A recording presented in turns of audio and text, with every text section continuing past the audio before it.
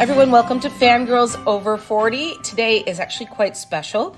I'm very, very pleased to present to everybody. We have OG Star Wars from YouTube on the podcast.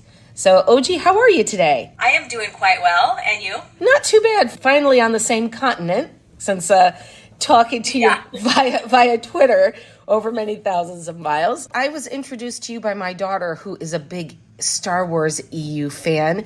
And she said, Mom, you have got to listen to OG Star Wars. She's amazing. So I have many times, though not when you're live because of our time difference. OG, can you tell me, when did Star Wars, when was it introduced to you? Oh, geez. When I was really little, so the first viewing of Star Wars movie-wise was when Empire Strikes came out.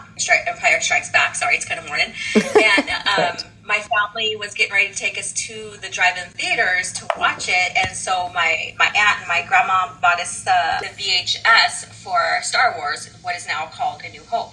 So we watched that very first one, and then that night we went to the drive-in theaters and watched Empire Strikes Back. So I was probably about 5 or 6 during that time. And so I vaguely remember some things.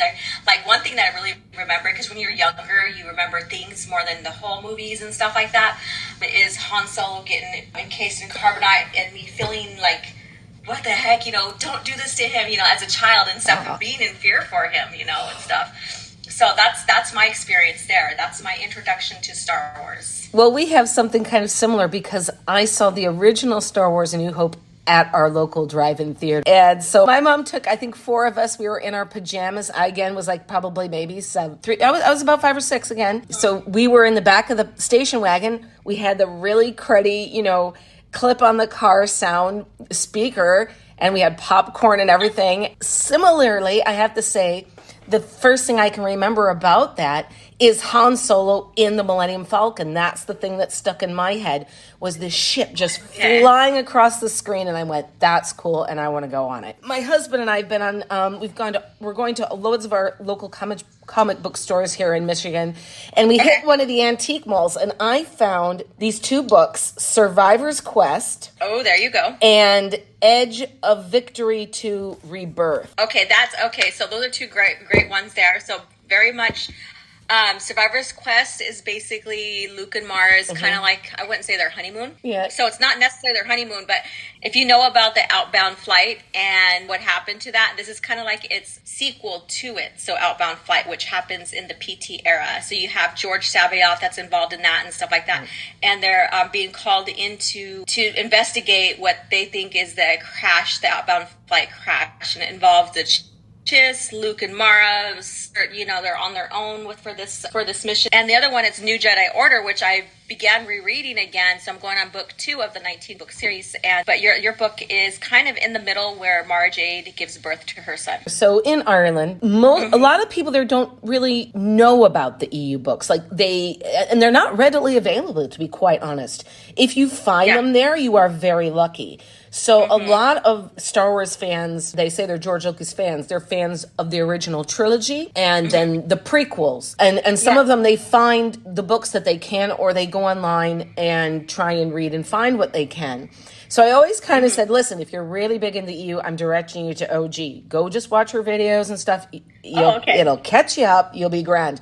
But the interesting thing about this is like here in Survivor's Quest, we see her, it's part of the Heir to the Empire series, it says here. And I have to be brutally honest, I have not read a whole lot of the EU books because I'm listening to them on Audible. So my daughter, who has basically probably digested most of them, would be able to probably sit here and tell me, okay, this is who, and this is that.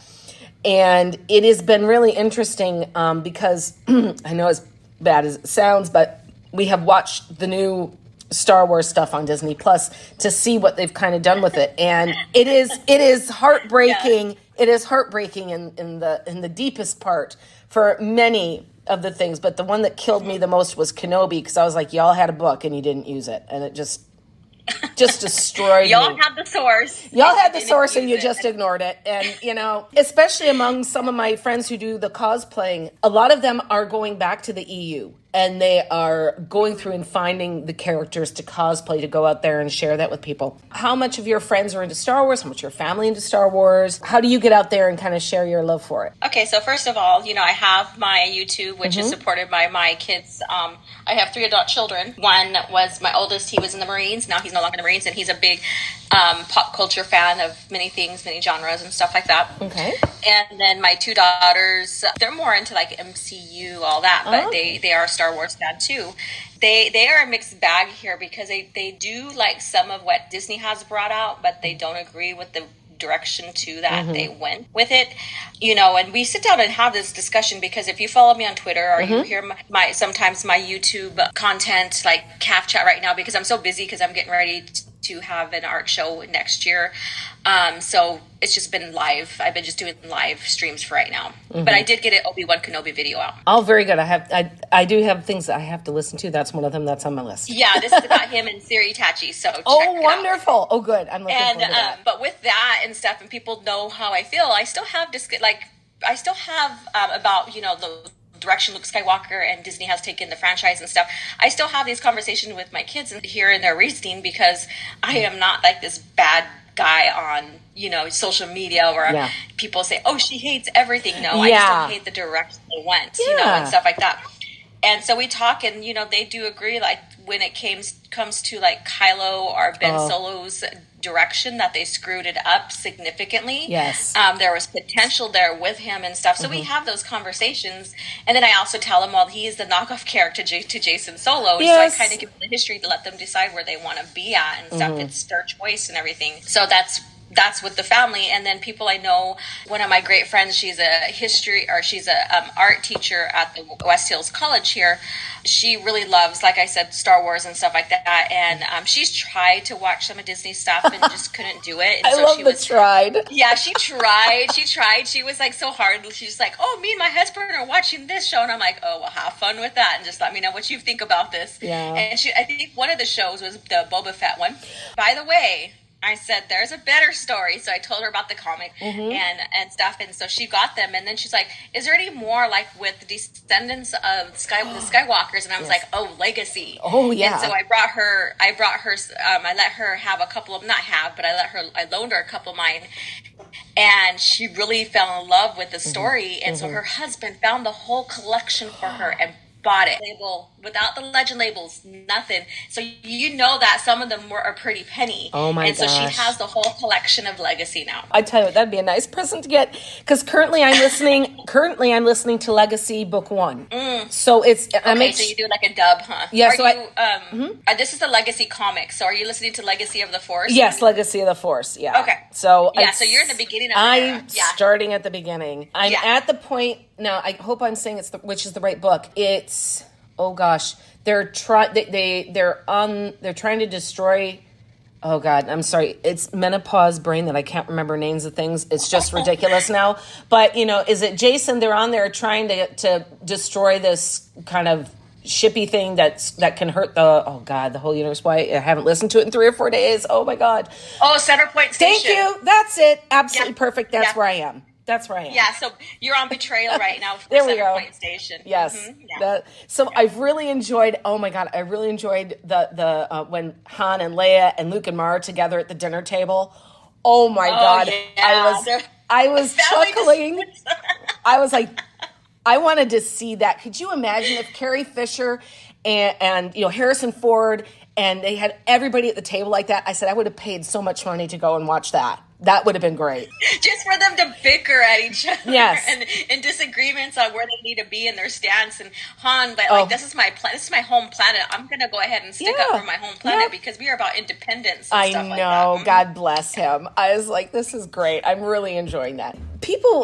For people who are not readers, Audible does change stuff in the books, or they leave it out. I know they do. They did it to Kenobi. It enraged me. But what can you do? But for people who don't have the time to sit down and read, if they're traveling and stuff, it's a nice kind of buffer to get you in and be able to listen and see how the characters were written and how the story did go that we're kind of missing out on now. I mean, that's the thing. When we sat down and Disney started pumping out the TV shows, there was such great hope. And then you just sit there and you go, aw. It was kind of almost you just squeezed your heart and went, oh, crap, this is not really what we were hoping to see. And you want to say fair play to them for trying to do stuff, but it really isn't George's story. This whole thing of saying to people, well, you're wrong for loving that or loving that part of stores, I don't like that about the fandom where it is right now. I think it's really not good for anybody. Yeah, and I can have a debate with someone about the content, about continuity, errors, break, compare and contrast between the lore and stuff. Honestly, I don't think I've ever told anybody they could not watch or like something. Yeah. And people have taken my disagreements with them as me telling them they can't. I love social media, and I'm like, that's not, and it's like I people tell me I'm the most patient person when coming into these debates because I go in and I just share facts. Yeah. And then on top of the opinions on, because, it's subjective, when we read something, you might, see a little bit different than me. And it brings a conversation and I'm like, oh, that's interesting because I didn't see it this way. This is how I seen it. Exactly. So you have facts and subjective opinion on based upon what you've read or seen and stuff like that. And you come together, but it's like they have these guards up so bad because they want it to be so good. And, and I just don't understand that mentality. And then on top of that, they don't want to be like, they say, oh, they're being attacked, but they'll come in and attack because I like the EU. I can post something about the EU. It would be something very, very simple. And then someone could come and say, George never said it was canon. And I'm like, jeez. You're just talking. Or, why do you like that shit? Or whatever. Oh, Sorry, I love that. Yeah. But yeah, so they don't want to be like, they say that we're attacking, but then yet they come in and attack like that. And it's amusing at best to see this kind of stuff because it's like, dude, if you don't want to be treated this way, then why are you doing it back? Well, also they have the power to click off your YouTube channel and go watch something else. I mean, that's or the my thing. social media or what have you. Yeah. If you don't like something, don't watch it or don't listen. Now, it's interesting that too. So, my daughter Emma, she has flat out refused. I've actually never seen. She will not watch any of the new Disney shows because she loves her EU books so much. Now, I have to ask, what do you think of Karen Travis's books? Oh, the Karen Travis controversy. Controversy. Oh, interesting because she doesn't, quote, live that far from us because she's in England. So she's actually emailed and talked with my daughter quite extensively and sent her a bunch of stuff. And they've talked, talked about about the Mandalorian culture. And she sent Emma her notes on the language and everything. It's really cool. It is really cool. Amazing. If I can pry a copy out of Emma, I'll have to send them to you. Okay. But it's I would love to interview Karen Travis. I know, so would I. But I think the last. Please don't quote me, internet, that I probably made this mistake. She hasn't been to a con in a while, or she's only gone to UK ones because that's just, where she is. But I've enjoyed her books. I mean, to be fair, I actually really liked her Clone Wars book. I thought it was really good. Yeah. All her installments into the Disney Star Wars, especially making a culture that's not basically one species. It used to be one species, but she helped to create that history. She created the culture of Mandalorians with the language and stuff, contributed highly into the Star Wars lore with the Mandalorians and stuff, and even with the Boba Fett or the Fett family. And I think it's all amazing. And there's a controversy and people didn't like the way she wrote Jedi. Do you know what? I absolutely agree with you because when she wrote that scene between Asajj and Obi-Wan, she doesn't call him Obi-Wan in her book. She calls him Kenobi. And she makes him a really, how can I say, really aloof, more aristocratic than he sounds, she makes him a bit of an asshole. I don't mind how she does that because she's writing on the opposite side of the Jedi. So she's writing the point of view of either the Mandalorians or the characters that don't care for Jedi. Yeah. Even the clone troopers. She set up the thing where even Jedi and Senators seen the clones as not humans. They were disposable basically. But she also helped set up some of the Jedi with compassion too, where they believed that they were human and stuff like that. But because she wrote more on the point of view of the other side of the Jedi, people didn't like that because they don't want these heroes to be look like they were bad. And I don't think, like, compared to Disney and how they destroyed some of these Jedi characters, don't see her in that light. No. I see her just making sure that people get the idea of, like, how the clones and how the Mandalorians seen, because they are enemies basically. The clones were trained by basically the enemies of the Jedi for a purpose, because they were going to eventually fight and destroy the Jedi once the time came. You know, so I think that was brilliant writing. I don't think that she did anything wrong on that. I love her. When you get into Legacy of the Force series and you're just starting that, her installments to that series, oh my God, it's like all three of them have great synergy between each other in writing that series. So it doesn't feel like there's a hiccup in there. To me, it doesn't anyways. You know how you could tell the tone of writers if you get to a new author and you're like, oh, they still keeping the plot and stuff like that, but the tone kind of went different. Because everyone has their own writing style and all. Yeah. But the one thing I didn't want to say is that I loved how she wrote Ahsoka and Ahsoka's relationship between her and Rex, how they met, how it kind of developed there in that particular book. I said, I really, really like that. And I actually thought it was better than the Clone Wars series, to be honest. So yeah, there you go. She, you know, if there's any kind of praise I'm going to give, because I don't care for this character Ahsoka. Yeah, whatsoever. some people do not like her. Yeah, I think she's a big mistake for George proposing her and having her as I think maybe I would have been more soft towards her if they would have killed her off or something before Revenge of the Sith, maybe. Because she was she's one of the tools for Anakin's fall. So she shouldn't have survived this far. And so when it comes to Karen Traviss, and I haven't read that book in a long time, but I do have it, so I might revisit it. If, Karen Traviss, I agree. She basically probably captured the character and her Ahsoka and, her personality, along with how she interacts with others, a lot better than probably even Filoni. I have to say, I don't even want to talk about Dave Filoni. He does give me a headache. I mean, he really does. And sadly, I mean, for a while I was very, very hopeful, and then I just went, oh. But now, in fairness, Jon Favreau did The Mandalorian. I thought the first season was very good. I thought the second season, for the most part, very exciting.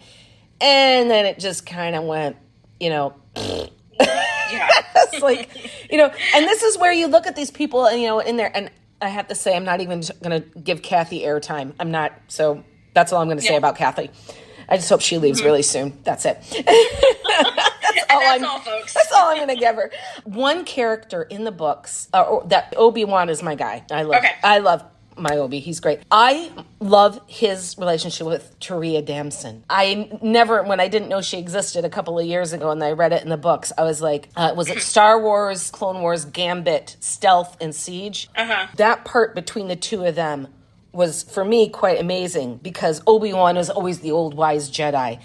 I loved reading the books and stuff with him and Qui-Gon. In these two books, the story between he and Taria, where you get to see almost kind of a slight back peek into how the young Jedi, work with relationships with each other, and then how close they are, and then to see how broken Obi-Wan became, and that kind of led up to when, obviously, losing, Anakin to the dark side.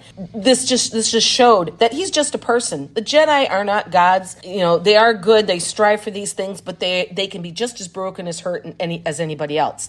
And I think for me, seeing that, I suppose me getting older too, that everything in your past brings you to where you are. The thing about the Jedi, when you were small, you saw them as they were just these amazing, faultless, the good side, the light side creatures. But we all have that capacity of the light and the dark, and that's just why I particularly liked that relationship between him and Taria. That they could have friends, that they had close relationships. They didn't have to be these, insular, kept alone kind of people. and that they really did rely on each other and how they built those relationships. And that's what I really liked about the Jedi. I think we'd have to have a whole other podcast on the Sith and, Granddaddy Palpatine. And yeah.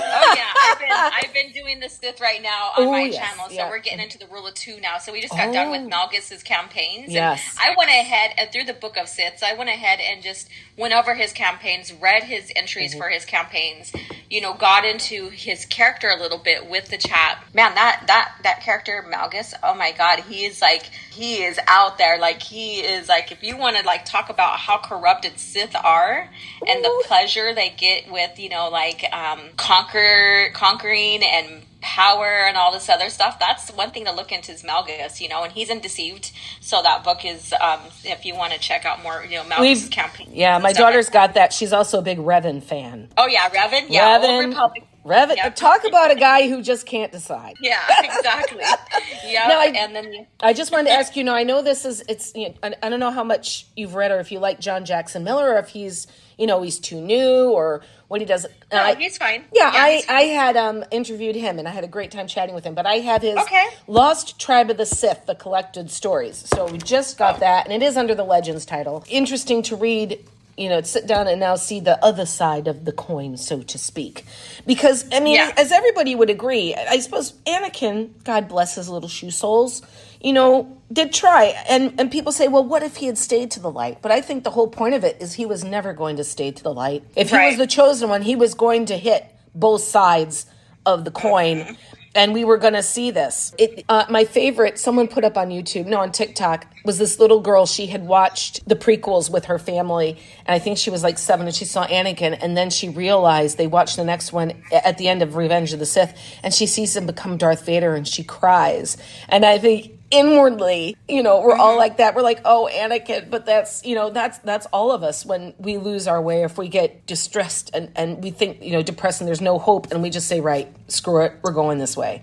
I can relate with her because when I started watching the PT as they were coming out, like in theaters and stuff, I remember like Revenge of the Sith, and I'm coming home and I'm laying on the couch and I'm like, Anakin, if you would have just listened to Obi-Wan when he was pleading to you, you would still have your family. If you would have listened to Yoda when saying, learn how to graciously let go of your love. If they have to go, celebrate that and stuff like that. If you would have done that, because if you look at his vision there, his vision is exactly of Padme on that bed at that time when she's talking with Obi-Wan and giving birth. Yes, exactly. So he's not realizing that he was the cause of her death. Yeah, I know. Because it doesn't show, the visions of the future don't show you everything, and they're just one mixture of some possibilities that can happen. That's the interesting part, though. And I remember when they first came out, and everyone was moaning about the prequels, but they didn't realize that George's story of Anakin, this is exactly how it was supposed to go. And they were saying, well, Hayden was a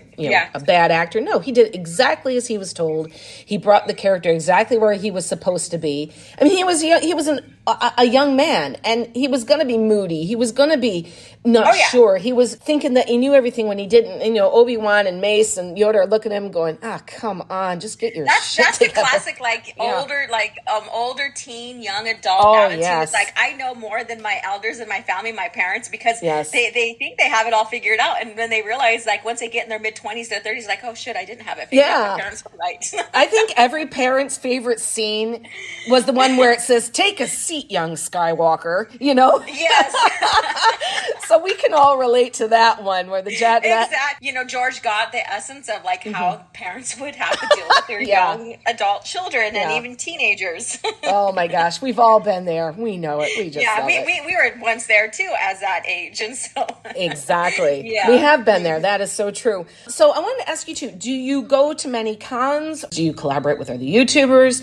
Is this just, you do this in your spare time? Like I suppose most of us do, because we all have lives and things that we have to do. Yeah. But do you like to go to cons? Do you go to anything like that? Or I've only been to a couple my whole life. It's growing up, my family couldn't afford to send me, but I was a huge fan despite that. And as an adult, it's just time and work and stuff just didn't give me the pleasure of attending. And then I was getting ready to go to one down in San Diego, and then the pandemic happened.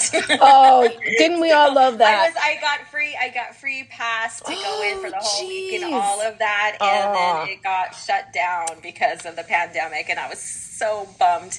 They're like, yeah, we want you here, on your channel, blah, that's blah, blah, great. blah, kind of thing. Yeah. Oh, how wonderful.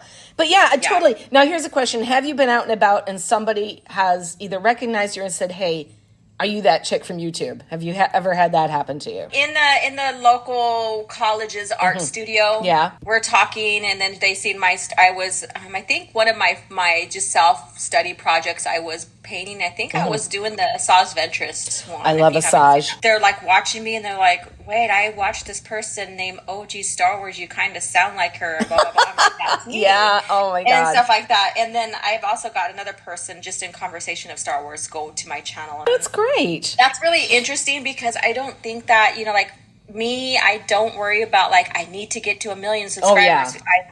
I am about, it's a hobby. It's not my job, but it's my passion to get George Lucas era of Star Wars and also give my opinion between the two lores out there for people to find their way back to the EU, make their decision where they want to be, where they want to support, and maybe see the differences, in between the lores and stuff like that. Also to let them know that, we didn't care for the revisionist history that Lucasfilm decided to do by tossing the EU out for a clean slate, and disregarding fans that have been with Lucasfilm for 40 plus years. Absolutely. 35 plus years. Yeah. That we do have a voice and that we, plenty to say about that.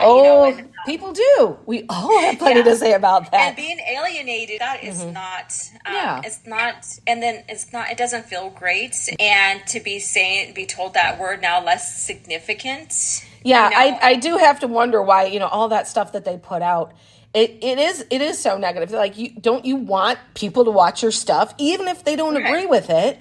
Say, hey, come in, tell us what you think, because listen, take out everybody's opinion. Even if you don't act on that opinion, at least people have had the freedom to give it out to them in a way where they're not being attacked back. And I mean, that's the whole thing about Star Wars. And unfortunately, Disney/Lucasfilm presently is the way it stands. We are proof that there are female fans. Probably sit and name all wonderful, strong female lead characters and female characters without a problem, and it go past just the 10 fingers on our hands. So all of this gerbish about there not being any female fans, and we need to bring in some female protagonists so that they can relate. That has always been there. It has. And I do find it absolutely ridiculous when that all first started coming out. Star Wars is for everybody. It's always been for everybody. Right. We've always, everyone's always been welcomed. And I think as a whole, any of us creators